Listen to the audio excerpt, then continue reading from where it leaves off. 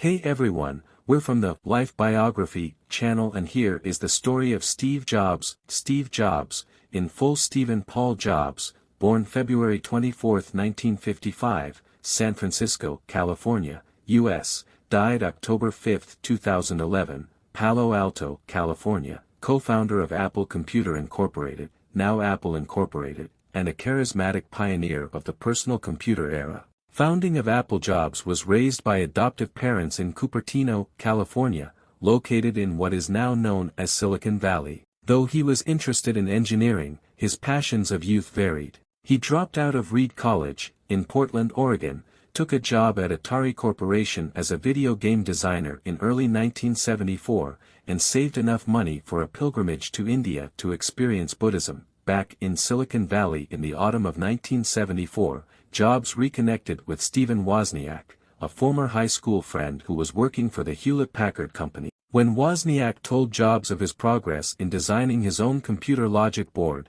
Jobs suggested that they go into business together, which they did after Hewlett-Packard formally turned down Wozniak's design in 1976. The Apple I, as they called the logic board, was built in the Jobs' family garage with money they obtained by selling Jobs' Volkswagen minibus and Wozniak's programmable calculator. Jobs was one of the first entrepreneurs to understand that the personal computer would appeal to a broad audience, at least if it did not appear to belong in a junior high school science fair. With Jobs' encouragement, Wozniak designed an improved model, the Apple II, complete with a keyboard, and they arranged to have a sleek, molded plastic case manufactured to enclose the unit. Though Jobs had long, unkempt hair and eschewed business garb, he managed to obtain financing, distribution, and publicity for the company, Apple Computer, Incorporated in 1977, the same year that the Apple II was completed. The machine was an immediate success, becoming synonymous with the boom in personal computers. In 1981 the company had a record-setting public stock offering, and in 1983 it made the quickest entrance, to that time, into the Fortune 500 list of America's top companies. In 1983 the company recruited PepsiCo Incorporated, President John Sculley to be its chief executive officer, CEO, and, implicitly, Jobs' mentor in the fine points of running a large corporation. Jobs had convinced Sculley to accept the position by challenging him, "Do you want to sell sugar water for the rest of your life?" The line was shrewdly effective, but it also revealed Jobs' own near-messianic belief in the computer revolution. Insanely great. During that same period, Jobs was heading the most important project in the company's history. In 1979 he led a small group of Apple engineers to a technology demonstration at the Xerox Corporation's Palo Alto Research Center, PARC, to see how the graphical user interface could make computers easier to use and more efficient. Soon afterward, Jobs left the engineering team that was designing Lisa, a business computer, to head a smaller group building a lower-cost computer. Both computers were redesigned to exploit and refine the PARC ideas, but Jobs was explicit in favoring the Macintosh, or Mac, as the new computer became known. Jobs coddled his engineers and referred to them as artists, but his style was uncompromising. At one point he demanded a redesign of an internal circuit board simply because he considered it unattractive. He would later be renowned for his insistence that the Macintosh be not merely great but insanely great. In January 1984 Jobs himself introduced the Macintosh in a brilliantly choreographed demonstration that was the centerpiece of an extraordinary publicity campaign. It would later be pointed to as the archetype of event marketing. However, the first Macs were underpowered and expensive, and they had few software applications, all of which resulted in disappointing sales. Apple steadily improved the machine, so that it eventually became the company's lifeblood as well as the model for all subsequent computer interfaces. But Jobs' apparent failure to correct the problem quickly led to tensions in the company, and in 1985 Sculley convinced Apple's board of directors to remove the company's famous co-founder.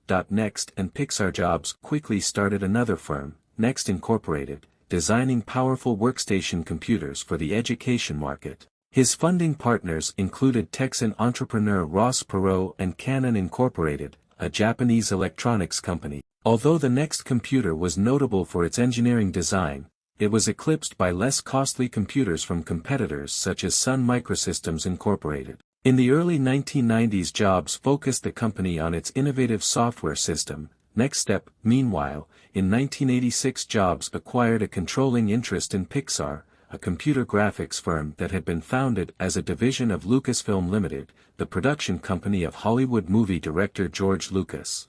Over the following decade, Jobs built Pixar into a major animation studio that, among other achievements, produced the first full-length feature film to be completely computer-animated, Toy Story, in 1995. Pixar's public stock offering that year made Jobs, for the first time, a billionaire.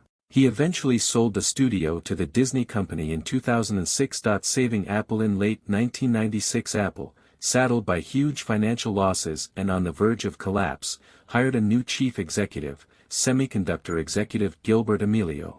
When Amelio learned that the company, following intense and prolonged research efforts, had failed to develop an acceptable replacement for the Macintosh's aging operating system, OS, he chose NextStep, buying Jobs' company for more than $400 million, and bringing Jobs back to Apple as a consultant. However, Apple's board of directors soon became disenchanted with Amelio's inability to turn the company's finances around, and in June 1997 requested Apple's prodigal co-founder to lead the company once again. Jobs quickly forged an alliance with Apple's erstwhile foe, the Microsoft Corporation, scrapped Amelio's Mac clone agreements, and simplified the company's product line. He also engineered an award-winning advertising campaign that urged potential customers to think different and buy Macintoshes.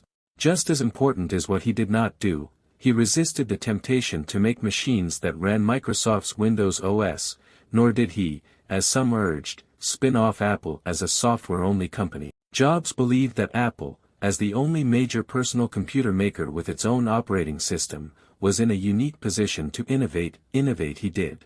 In 1998, Jobs introduced the iMac, an egg-shaped, one-piece computer that offered high-speed processing at a relatively modest price and initiated a trend of high-fashion computers. Subsequent models sported 5 different bright colors. By the end of the year, the iMac was the nation's highest-selling personal computer, and Jobs was able to announce consistent profits for the once moribund company. The following year, he triumphed once more with the stylish iBook, a laptop computer built with students in mind, and the G4, a desktop computer sufficiently powerful that, so Apple boasted, it could not be exported under certain circumstances because it qualified as a supercomputer. Though Apple did not regain the industry dominance it once had, Steve Jobs had saved his company, and in the process re-established himself as a master high-technology marketer and visionary, reinventing Apple. In 2001 Jobs started reinventing Apple for the 21st century. That was the year that Apple introduced iTunes, a computer program for playing music and for converting music to the compact MP3 digital format commonly used in computers and other digital devices. Later the same year, Apple began selling the iPod, a portable MP3 player, which quickly became the market leader. In 2003 Apple began selling downloadable copies of major record company songs in MP3 format over the Internet. By 2006 more than 1 billion songs and videos had been sold through Apple's online iTunes store. In recognition of the growing shift in the company's business, Jobs officially changed the name of the company to Apple Incorporated on January 9, 2007. In 2007 Jobs took the company into the telecommunications business with the introduction of the touchscreen iPhone, a mobile telephone with capabilities for playing MP3s and videos and for accessing the Internet. Later that year, Apple introduced the iPod Touch, a portable MP3 and gaming device that included built-in Wi-Fi and an iPhone-like touchscreen. Bolstered by the use of the iTunes Store to sell Apple and third-party software, the iPhone and iPod Touch soon boasted more games than any other portable gaming system. Jobs announced in 2008 that future releases of the iPhone and iPod Touch would offer improved game functionality. In an ironic development, Apple, which had not supported game developers in its early years out of fear of its computers not being taken seriously as business machines, was now staking a claim to a greater role in the gaming business to go along with its move into telecommunications. Health issues. In 2003 Jobs was diagnosed with a rare form of pancreatic cancer. He put off surgery for about 9 months while he tried alternative medicine approaches. In 2004 he underwent a major reconstructive surgery known as the Whipple operation. During the procedure, part of the pancreas, a portion of the bile duct, the gallbladder, and the duodenum were removed, after which what was left of the pancreas, the bile duct, and the intestine were reconnected to direct the gastrointestinal secretions back into the stomach. Following a short recovery, Jobs returned to running Apple. Throughout 2008 Jobs lost significant weight, which produced considerable speculation that his cancer was back. The average survival rate for patients who underwent Whipple operations was only 20% at 5 years. Perhaps more than those of any other large corporation, Apple's stock market shares were tied to the health of its CEO, which led to demands by investors for full disclosure of his health, especially as the first reasons given for his weight loss seemed insufficient to explain his sickly appearance. On January 9, 2009, Jobs released a statement that he was suffering from a hormonal imbalance for which he was being treated and that he would continue his corporate duties. Less than a week later, however, he announced that he was taking an immediate leave of absence through the end of June in order to recover his health. Having removed himself, at least temporarily, from the corporate structure, Jobs resumed his previous stance that his health was a private matter and refused to disclose any more details. In June 2009 The Wall Street Journal reported that Jobs had received a liver transplant the previous April. Not disclosed was whether the pancreatic cancer he had been treated for previously had spread to his liver. The operation was performed in Tennessee, where the average waiting period for a liver transplant was 48 days, as opposed to the national average of 306 days. Jobs came back to work on June 29, 2009, fulfilling his pledge to return before the end of June. In January 2011, however, Jobs took another medical leave of absence. In August he resigned as CEO but became chairman. He died 2 months later. In 2022 Jobs was posthumously awarded the Presidential Medal of Freedom. We are producing videos on Tuesdays and Thursdays here on the channel. If you liked it, don't forget to leave your like and activate the notification bell to stay on top of all the news. I'll wait for you in the next video.